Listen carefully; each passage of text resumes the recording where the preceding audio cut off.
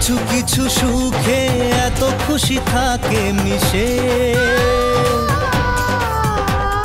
ধরা দেয় অচেনা কাছে। ও আমার বন্ধুরা বোনপুতরা, আমি তোমাকে খালাম নতুন একটা ব্লগ নিয়ে চলে আসলাম। আমার ব্লগটা দেখলে সেই লেভেলের মজা পাবে তোমরা। যাই হোক, বেশি কথা না বলে আমার ছোট ব্লগটা শুরু কর। সবাই মিলে আজ শপিং এ যাব, তাই সাজুগুজু করে আম্মুর সাথে একটু ঢং করে নিচ্ছি। খুশির টেলা সবার আগে আমি ঘর থেকে বের হয়ে গেলাম। তারপর রিকশার জন্য অনেকক্ষণ দাঁড়িয়ে আছিলাম, রিকশা পাচ্ছিলাম না, তাই আল্লাহর নাম নিয়ে হাঁটা শুরু করলাম। হাঁটতে হাঁটতে একটা রিকশা পেয়েও গেলাম। তারপর তাড়াতাড়ি করে রিকশাতে উঠে গেলাম। তারপর রিকশাতে উঠে আর একটু ঢং করে নিচ্ছি।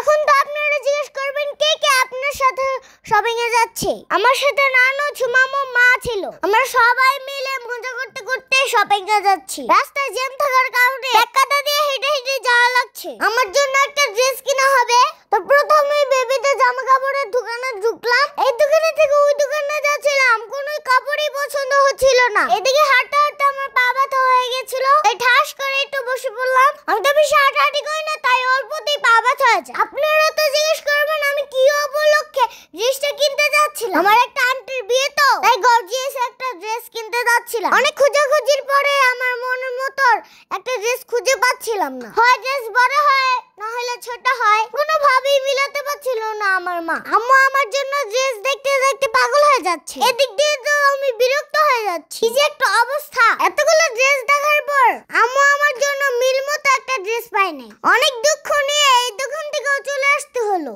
তারপর আম্মু সবসময় আমাকে যে দোকান থেকে ড্রেস কিনে দেয় ওই দোকানে গেলাম। যেহেতু গর্জিয়াস ড্রেস পাচ্ছিলাম না, তাই আম্মু চিন্তা করলো টপসের মধ্যে কিছু কিনে দেওয়া যাক, কারণ টপস তো সবসময় পরা যাবে।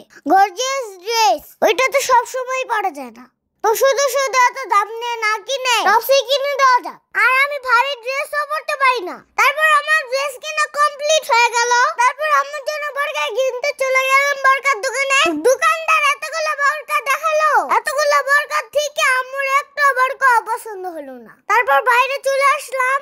বাইরে এসে দেখি ফলালা গাব বিক্রি করছে।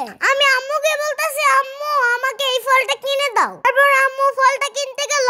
এদিক দিয়ে তো আমি ফুচকা দেখে লোভ সামলাতে পারি নাই, তাই নানু আমাকে ফুচকা কিনে দিল। আমি তো প্লেটটা ধরে ধরে খেতে পারবো না, তাই নানু আমাকে হেল্প করছে। আমি খুব মজা করে খাচ্ছি। তারপর খাওয়া দাওয়া শেষ করে চলে গেলাম জুতার দোকানে আম্মুর জন্য জুতা কিনতে। তারপর ঘুরে ঘুরে দেখছে জুমাম্মা কোন জুতাটা ভালো লাগে। এদিক দিয়ে আমিও সময় কাটানোর জন্য ঘুরে ঘুরে দেখছি। আমি ঘুরতে ঘুরতে আমার গলাটা শুকিয়ে গেল, তাই আমি একটা লিচু ড্রিঙ্ক খাচ্ছি। এই লিচু ড্রিঙ্কটা আমার ফেভারিট। আমি বাইরে গেলে এই ড্রিঙ্কটা আমি খাই, আমার কাছে সেই মজা লাগে, লিচুর অনুভূতিটা পাই। তারপর শপিং শেষ করে চলে আসলাম। আর ছোট ব্লগটা আপনাদের কাছে কেমন লাগলো কিন্তু কমেন্টে জানাবে। আবার দেখা হবে নতুন কোনো ব্লগ নিয়ে।